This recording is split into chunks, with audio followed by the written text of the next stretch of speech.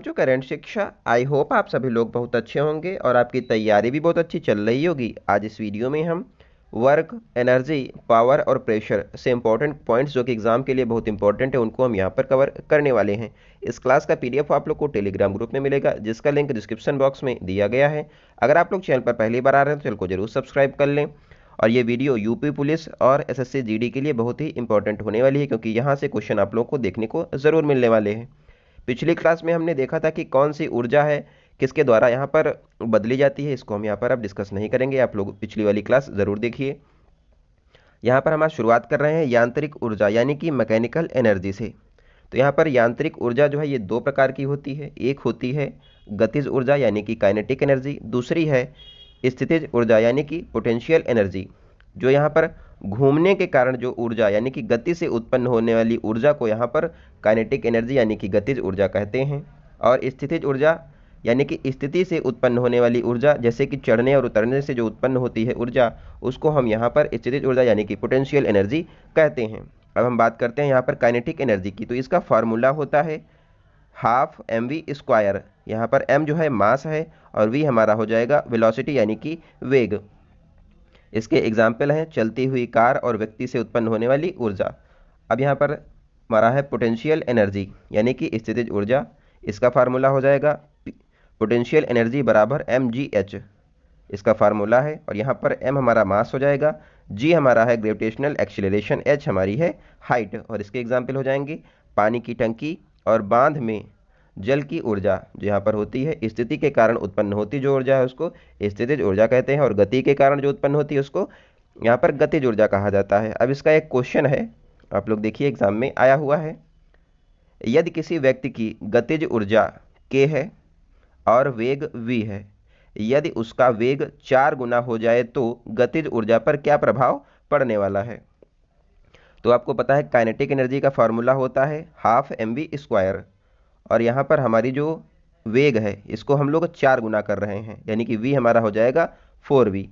तो इस फार्मूले में हम लोग रखेंगे इसको के ई काइनेटिक एनर्जी बराबर हाफ mv, और यहाँ पर 4v के स्थान पर हम 4v रख रहे हैं।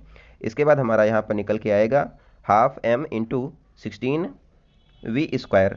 तो ये हमारा जो हो जाएगा काइनेटिक एनर्जी हो गई, और यहाँ पर हमारा 16 निकल के आ गया।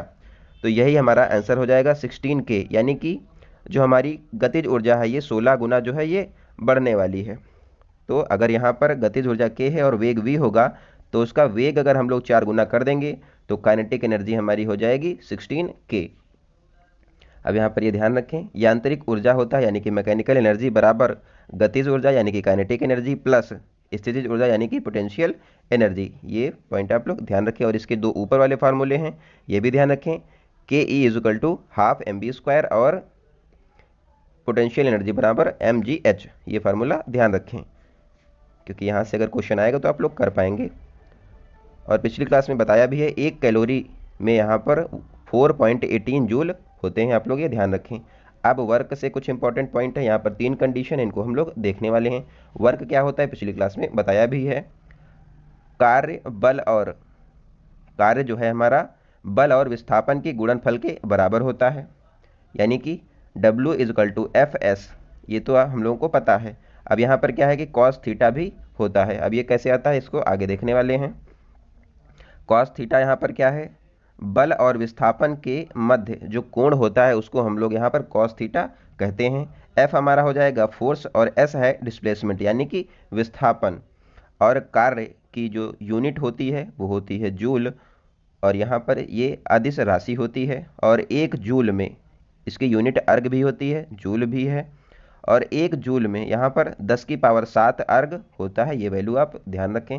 नेक्स्ट है, अब यहाँ पर कुछ वैल्यू हैं जैसे कि कॉस 0 डिग्री होता है हमारा 1, और कॉस 90 डिग्री होता है 0, और कॉस 180 डिग्री होता है -1। इनको हम लोग अभी आगे देखने वाले हैं।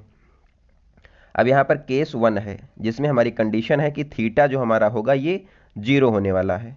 तो ऐसी कंडीशन में क्या होगा, तो यहाँ पर देखिए आप लोग, जैसे कि ये सरफेस है यहाँ पर और ये एक डिब्बा हो गया जिसका वेट है यहाँ पर, इसका वेट हो जाएगा मीटर, यहाँ पर kg², और इसका वेट हो गया। तो यहाँ पर जो है हम लोग फोर्स जो है इस डायरेक्शन में लग रहा है फोर्स, और इधर ही यहाँ पर इसका विस्थापन हो रहा है कि डिस्प्लेसमेंट जो है इसका इधर हो रहा है। तो हमारा एस जो है विस्थापन हो गया। तो ये फार्मूला पहले देखा है, W is equal to F S cos theta. तो यहाँ पर एफ एस तो ऐसे ही आ गया।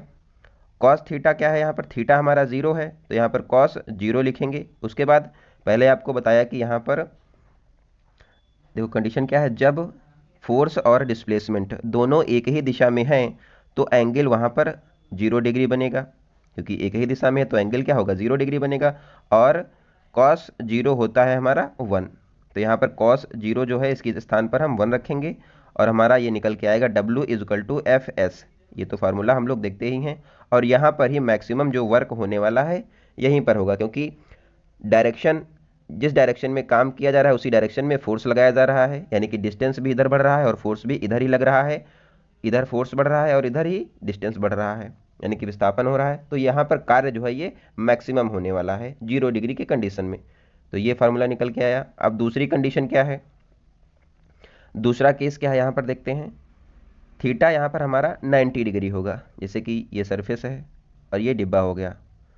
यहाँ पर ये डिब्बा है जिसका मास है यहाँ पर केजी है, और ये देखिए आप फोर्स है ऊपर से यहाँ पे लग रहा है, फोर्स यहाँ से लग रहा है और इधर को जो है विस्थापन हो रहा है, यानी कि एस यहाँ पर विस्थापन इस साइड को हो रहा है। तो यहाँ पर जो आप लोग एंगल देख पा रहे होंगे कि ये 90 डिग्री का बन रहा है, ये एंगल जो है ये 90 डिग्री का हो जाएगा। तो कॉस 90 डिग्री हमारा होता है 0, कॉस 90 डिग्री हमारा 0 होता है। तो यहाँ पर इसी फार्मूले में इसको रखने वाले हैं हम लोग, W is equal to F S cos theta यहाँ पर फार्मूला है, और थीटा के स्थान पर हम लोग यहाँ पर 90 रखेंगे, ये रख दिया। उसके बाद हम इसकी वैल्यू रखने वाले हैं यहाँ पर 0, इसकी वैल्यू हो जाएगी एफ एस यहाँ पर 0 है। तो यहाँ पर W हमारा क्या निकल के आया 0। तो यहाँ पर कोई भी कार्य नहीं होने वाला है, क्योंकि ऊपर से फोर्स लग रहा है और विस्थापन इधर को हो रहा है, तो यहाँ पर कोई भी कार्य नहीं होगा। W हमारा क्या है, वर्क यहाँ पर 0 हो जाएगा। अगली कंडीशन है, अब यहाँ पर देखते हैं केस 3। यहाँ पर केस 3 में क्या है, थीटा हमारा 180 डिग्री है। जब थीटा हमारा 180 डिग्री होगा, ये हमारा सरफेस हो गया, ये डिब्बा है हमारा, मास कीजिए इसका, कुछ वेट है। अब यहाँ पर जो है फोर्स हमारा इधर को लग रहा है इस डायरेक्शन में, अपोजिट डायरेक्शन में, और डिस्प्लेसमेंट भी इधर हो रहा है। तो यहाँ पर एंगल क्या है, 180 डिग्री का जो है एंगल बन रहा है, 180 डिग्री का एंगल बनेगा। तो यहाँ पर फार्मूले में इस वैल्यू को हम लोग रखने वाले हैं, W is equal to F S cos theta. तो यहाँ पर कॉस 180 डिग्री आपको पहले ही बताया था कि -1 होता है, तो थीटा के स्थान पर 180 डिग्री आ जाएगा, और जिसकी वैल्यू होती है 1 तो इसको यहाँ पर हम लोग रखेंगे। तो हमारा निकल के क्या आएगा, W is equal to minus F S, यानी कि यहाँ पर मिनिमम वर्क होने वाला है। पहली कंडीशन में क्या था, जब थीटा 0 होगा तो हमारा वर्क कितना होगा, मैक्सिमम होने वाला है, और 90 डिग्री पर क्या होगा, कोई भी वर्क नहीं होगा, और 180 डिग्री पर यहाँ पर हमारा मिनिमम वर्क होगा। वर्क तो होगा लेकिन निगेटिव में होगा यहाँ पर वर्क। और यहाँ पर बल और विस्थापन विपरीत दिशा में अगर होंगे तो कार्य हमारा यहाँ पर न्यूनतम होने वाला है। आई होप आपको ये समझ में आया होगा। जैसे कि यहाँ पर एक क्वेश्चन एग्जाम में ऐसे आता है, पहला क्वेश्चन है, कुली सिर पर 5 केजी का बैग लेकर खड़ा हुआ है, तो वो कितना कार्य किया होगा। तो यहाँ पर तो कितना कार्य होगा, कुली जैसे है वो 5 केजी का वेट लेके खड़ा है, तो यहाँ पर कितना कार्य होने वाला है। तो कंडीशन क्या है, वो खड़ा है यहाँ पर, तो हमारा एस क्या हो जाएगा, तो खड़ा है तो आगे इधर उधर तो जा नहीं रहा है, तो एस हमारा हो जाएगा 0। तो इसी फार्मूले में हम वैल्यू रखेंगे, W is equal to F S cos theta. तो यहाँ पर फिर जब W हो जाएगा वैल्यू, विस्थापन जो हमारा 0 हो जाएगा, तो W की वैल्यू 0 निकलने वाली है, तो इसका आंसर हो जाएगा वर्क यहाँ पर 0 होने वाला है।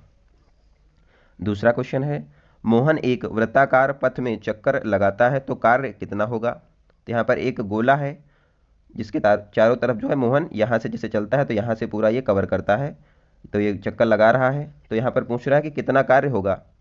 तो यहाँ पर भी वही कंडीशन है कि विस्थापन क्या होता है, तो यहाँ से जैसे चला तो ये पूरा फिर से घूम के यहीं पे फिर आ गया, तो विस्थापन हमारा 0 होने वाला है। तो जब विस्थापन एक वैल्यू 0 हो जाएगी तो वर्क भी 0 हो जाएगा, तो यहाँ पर भी वर्क जो हमारा है वो 0 होगा। कोई वस्तु जहाँ से शुरू होती है अगर वहीं पर आ जाती है तो विस्थापन नहीं होता है, यानी कि डिस्प्लेसमेंट यहाँ पर कोई भी नहीं हो रहा है, तो इसलिए यहाँ पर वर्क भी कोई नहीं होगा।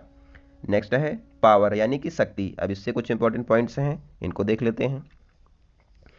पावर का फॉर्मूला है यहाँ पर W/T। पावर क्या होता है, कार्य करने की दर, जो हमारी कार्य करने की दर होती है यही हमारी शक्ति होती है, और इसकी यूनिट है वाट। आप लोग ये ध्यान रखें।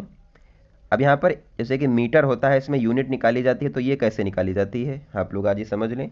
एक यूनिट निकालने के लिए हम लोग क्या करना होता है, वाट, घंटा और उपकरणों की संख्या अपॉन 1000 प्रतिदिन, जो है यहाँ पर एक दिन की ये निकलेगी यूनिट।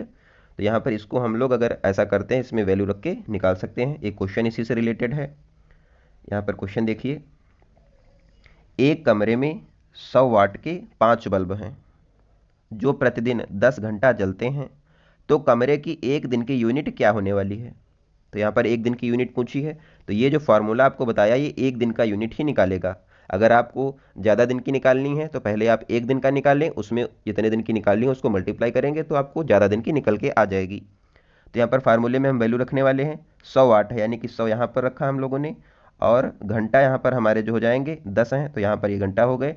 और बल्ब यानी उपकरणों की संख्या कितनी है, 5 बल्ब हैं, और यहाँ पर 1000 जो है इसको नीचे रखा। तो यहाँ पर जब इसको काटेंगे तो हमारा 5 यूनिट निकल कर आ जाएगा।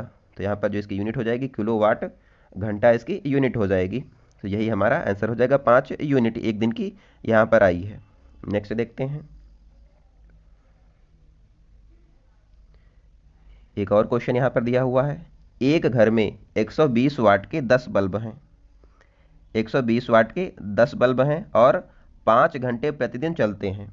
यदि एक यूनिट का खर्चा 12 रुपये है तो नवंबर माह का कुल खर्चा कितना होगा। तो फार्मूला जो आपको बताया था, वाट इंटू यहाँ पर घंटा जो था, उसके बाद उपकरणों की संख्या अपॉन 1000, उसी में हम यहाँ पर वैल्यू रखने वाले हैं। एक यूनिट यहाँ से निकलने वाली है, 120 वाट हमारा हो जाएगा, और उपकरण जो हैं हमारे यहाँ पर हो जाएंगे 10, यानी कि 10 बल्ब हैं, और 5 घंटे, घंटा हमारे 5 हो गए, और इसको 1000 से डिवाइड किया है तो यहाँ पर वैल्यू हमारी निकल के आई 6 यूनिट प्रतिदिन। ये एक दिन की यूनिट है, आप लोग ये समझे। और नवंबर माह का हमसे पूछ रहा है, तो नवंबर में 30 दिन होते हैं, तो इसको हम 6 से मल्टीप्लाई करेंगे और हमारा यहाँ पर 180 यूनिट आ जाएगा।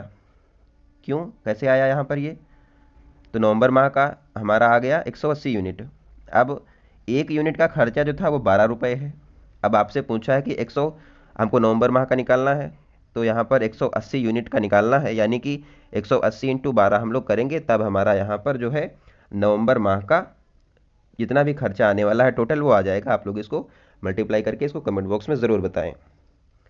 अब नेक्स्ट यहाँ पर देख लेते हैं, 1 किलोवाट घंटा में यहाँ पर कितना होता है। तो आपको ये पता है कि 1 वाट घंटा में 3600 जूल होता है। अब किलोवाट घंटा में निकालना है तो कितना होगा, घंटा तो हमारा सेम है और किलोवाट के स्थान पर हमको वाट करना है। तो यहाँ पर किलो का मतलब होता है 1000, तो यहाँ पर वाट ऐसे ही रहने दिया और 1000 यहाँ पर लिख लिया। अब हमको पता है कि 1 वाट घंटा में, 1 वाट घंटा में कितना होता है, 3600 जूल होता है। तो 1000 हमारा ऐसे ही हो गया और 3600 जूल यहाँ पर वाट घंटा के स्थान पर रख देंगे, तो हमारा निकल के आएगा 36 इंटू 10 की पावर 5 जूल, यानी कि 1 किलोवाट घंटा में हमारा होता है 3.6 इंटू 10 की पावर 6 जूल। ये वैल्यू आप लोग ध्यान रखें, 1 किलोवाट घंटा में 3.6 इंटू 10 की पावर 6 जूल होता है। नेक्स्ट है, अब यहाँ पर कैपलर ने 3 नियम दिए हैं, इनको हम यहाँ पर थोड़ा सा देख लेते हैं क्या होते हैं। यहाँ पर ग्रहों की गति के नियम जो हैं वो कैपलर के द्वारा दिए गए थे। ये क्वेश्चन भी डायरेक्ट पूछता है कि ग्रहों की गति के नियम किसने दिया है, तो ये कैपलर के द्वारा दिए गए हैं। इनको समझ लेते हैं क्या होते हैं। यहाँ पर हमारा सन हो जाएगा और ये पृथ्वी हमारा इसका चक्कर लगा रही है, इसके नियम जो हैं इन्होंने दिए हैं। जो ग्रह हैं सूर्य के चारों ओर दीर्घवृत्ताकार कक्षा में घूमते हैं, यानी कि इलिप्स मॉडल से यहाँ पर ये लोग घूमते हैं, ये इलिप्स मॉडल से यहाँ पर घूम रहे हैं ग्रह। अब यहाँ पर इन्होंने जो है पहला नियम इनका यही है जो इन्होंने बताया कि जो ग्रह हैं सूर्य के चारों ओर दीर्घवृत्ताकार कक्षा में घूमते हैं। पहला नियम तो इनका यही हो गया डायरेक्ट। दूसरा इनका नियम था प्रत्येक ग्रह का क्षेत्रीय वेग जो है यानी कि एरियल वेलोसिटी नियत होती है। इन्होंने ये बताया प्रत्येक ग्रह की क्षेत्रीय वेग जो है एरियल वेलोसिटी ये नियत होती है। तीसरा पॉइंट इन्होंने बताया, तीसरा नियम इन्होंने दिया था T square directly proportional to R cube. यहाँ पर इन्होंने बताया टी जो है समानुपाती है आर क्यूब के। यहाँ पर इसको लिखा गया है ग्रह का सूर्य के चारों ओर एक चक्कर पूर्ण करने में लगा समय यानी कि परिक्रमण काल जो है का वर्ग ग्रहों की सूर्य की औसत दूरी के घन के समानुपाती होता है। इसी को यहाँ पर लिखा गया है।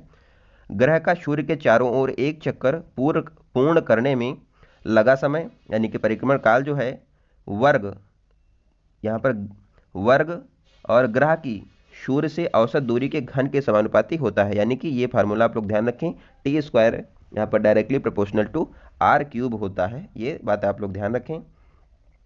अब यहाँ पर मेन क्या है, देखो आप लोग, जैसे कि सन ये हमारा हो जाएगा और यहाँ पर ये सारे ग्रह दिए हुए हैं।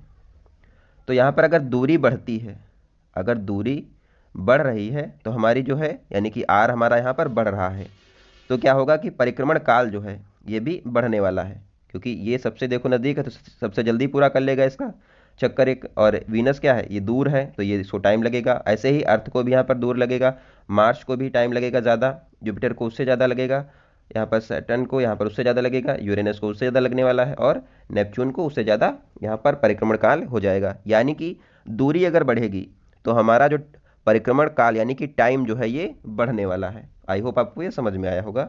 नेक्स्ट देखते हैं। यहाँ पर एक नोट है, इसमें इंपॉर्टेंट पॉइंट है, भूस्थानिक कक्षा यानी कि जियो स्टेशनरी ऑर्बिट।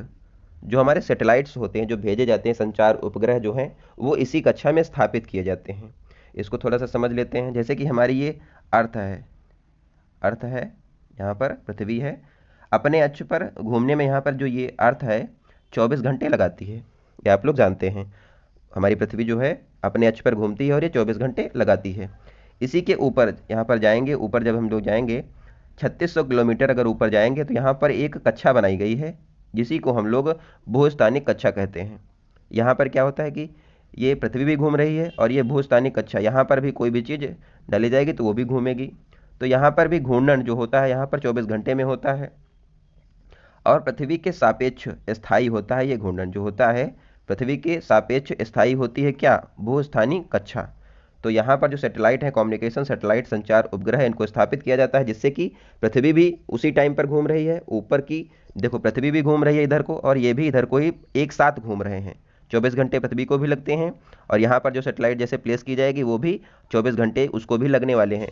तो जैसे कि कोई भी, या मान लो कोई भी सीरियल टेलीकास्ट किया जा रहा है या फिर कुछ भी दिखाया जा रहा है, तो जहाँ पर उसको प्लेस किया जाएगा उसी स्थान पर वो चीज़ दिखने वाली है। और क्योंकि एक साथ चलेंगी दोनों चीज़ें, अगर एक साथ ना चले तो फिर प्रॉब्लम हो जाएगी। कहीं मान लो भारत के ऊपर टीवी का वहाँ पर सैटेलाइट भेजी गई तो यहाँ पे मान लो पिक्चर चल रही गदर की, तो वो पता चला पाकिस्तान में चलने लगी जाके, तो इसीलिए बनाया गया। इसको जियो स्टेशनरी ऑर्बिट कहते हैं, यानी कि यहाँ पर जो ऑब्जेक्ट रखे जाते हैं वो यहाँ पर स्टैटिक रहते हैं और एक साथ पृथ्वी के सापेक्ष ही घूमते हैं। आई होप ये समझ में आया होगा। नेक्स्ट देखते हैं, दाब यानी कि प्रेशर। यहाँ से भी एक दो क्वेश्चन एग्जाम में आ जाता है और यहाँ पर देखने वाले हैं कि दाब अगर बढ़ता है, कम होता है, एकदम से बढ़ जाता है तो क्या होता है, एग्जाम में पूछता है। यहाँ पर प्रेशर का फार्मूला क्या है, फोर्स अपॉन एरिया।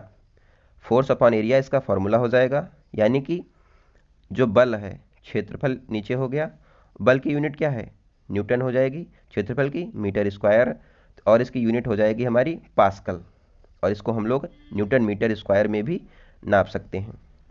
ये हमारी होती है अदिश राशि। और यहाँ पर प्रतिबल, और प्रतिबल को ही स्ट्रेस कहते हैं और ये दाब होता है। यानी कि स्ट्रेस जो होती है उसको हम लोग प्रतिबल कहते हैं। जैसे कि यहाँ पर कोई आदमी है, उसके ऊपर बहुत सी चीज़ों का प्रेशर है। मान लो एक आदमी खड़ा है, उसके ऊपर बुक हैं और घर वालों का प्रेशर है, उसके सपने हैं बहुत से, उसका भी प्रेशर आता है, पड़ोसी हैं उसका भी प्रेशर है। तो हर चीज़ का प्रेशर है उसके खोपड़ी के ऊपर। तो क्या होगा, आदमी की कंडीशन क्या हो, ज़्यादा प्रेशर हो जाएगा तो वो दब जाएगा, तो उसके पैर फैल गए मान लो यहाँ पे। अब यही आदमी क्या, जैसे मान लो प्रेशर को हटाए, आस पड़ोस वाले क्या कह रहे हैं उसके बारे में उसको हटा दे, सपने हैं उसको सोचेगा कि हाँ मैं करूँगा, आगे करूँगा, और धीरे धीरे वो क्या है, खड़ा होना शुरू हो जाए, यानी कि उसकी ऊंचाई बढ़ेगी। अगर ऊंचाई बढ़ रही है तो हमारा यहाँ पर क्या होगा, वायुमंडलीय जो दाब है ये कम होगा। अगर ऊंचाई बढ़ेगी तो वायुमंडलीय दाब जो है कम होने वाला है। यहाँ से अगर पृथ्वी के ऊपर यहाँ पर ऊंचाई पे जाएंगे तो वायुमंडलीय दाब जो है ये कम होने वाला है। ये हमारी पृथ्वी हो गई। और ऊपर जाने पर क्या होता है, वायुमंडलीय दाब कम होता है। ये पॉइंट आप लोग ध्यान रखें।